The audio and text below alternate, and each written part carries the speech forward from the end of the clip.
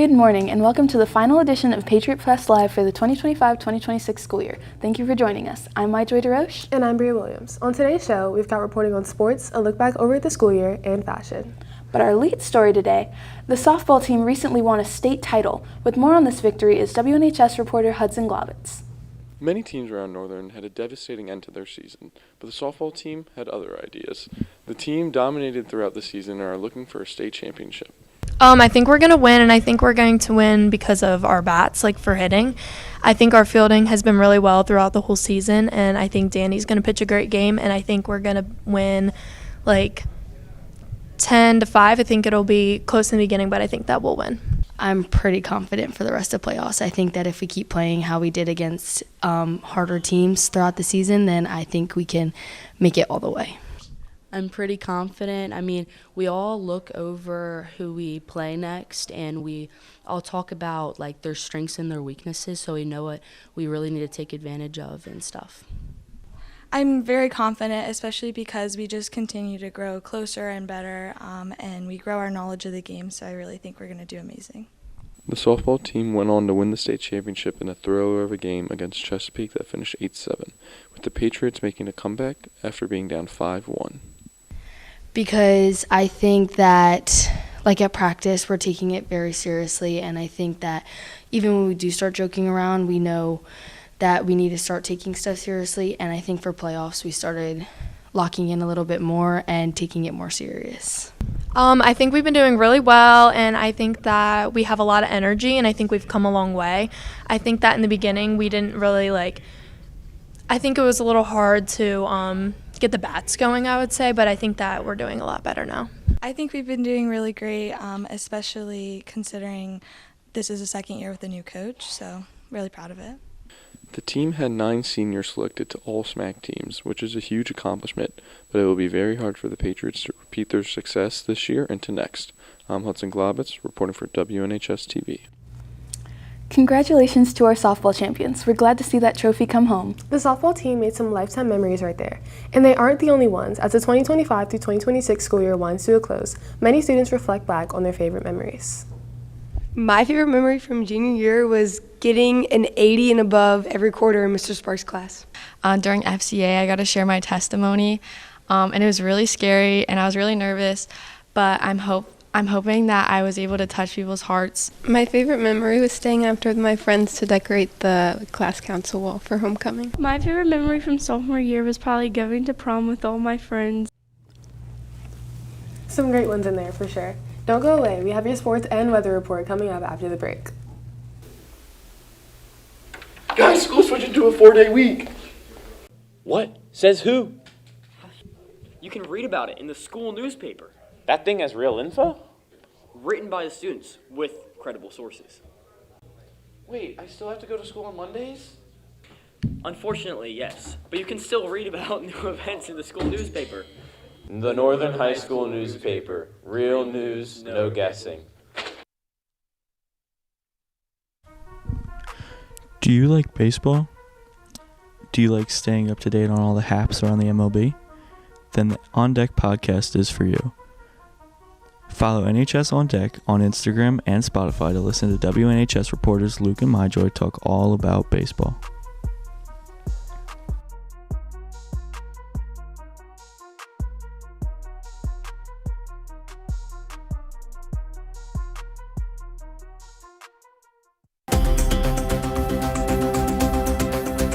Back to the show.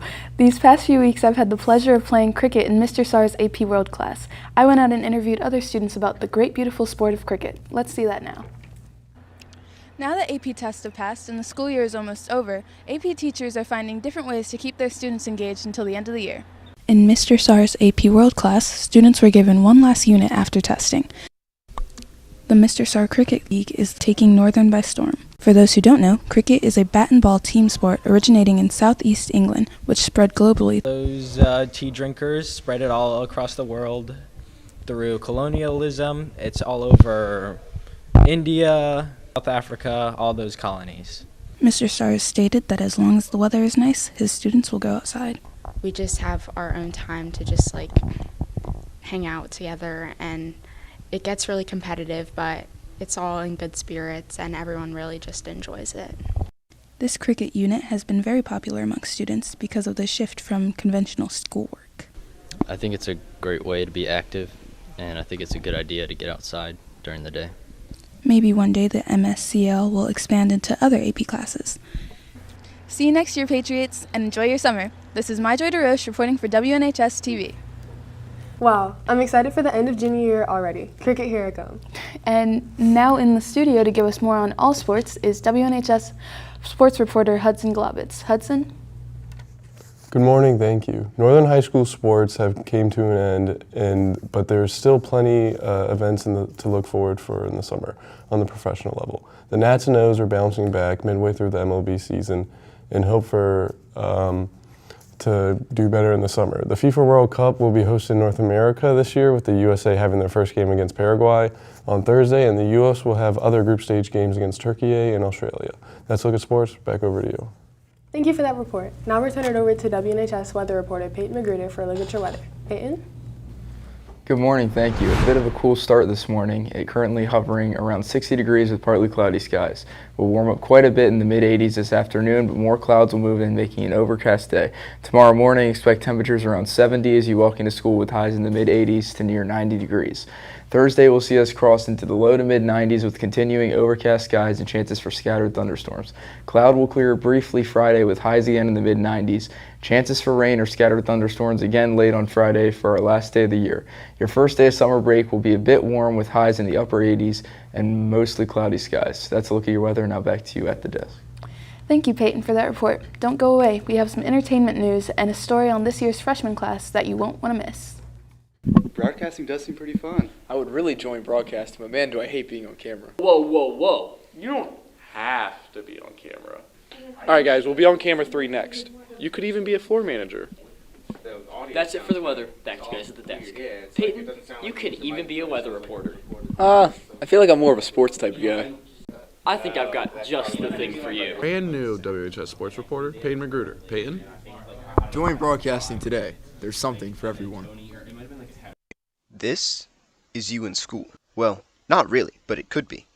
While you're in school reading books and wondering where the numbers went in math, you could have been watching movies. In Intro to Film, the question isn't what movies will we watch, it's what movies can we watch. Can we watch comedies? Why, of course. Can we watch horror?